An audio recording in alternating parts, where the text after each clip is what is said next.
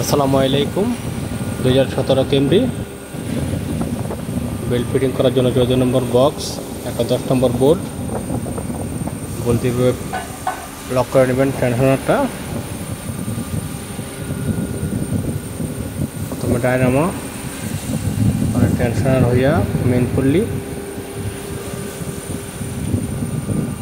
তারপরে কম্প্রেসার থেকে ডায়নামোর মাঝখানে যে ওয়াটার পাম্প আছে ওইখানে লাগবে। বসানোর পরে এভাবে ঘুরে চেক করে নেবেন সব পুলিতে বসছে কিনা।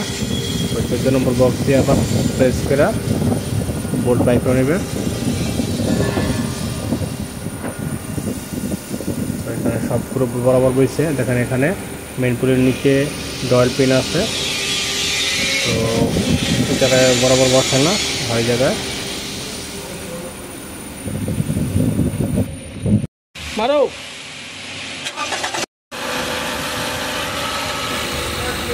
মাশাআল্লাহ, এটা করার পরে দেখেন ইঞ্জিনের মুভমেন্ট।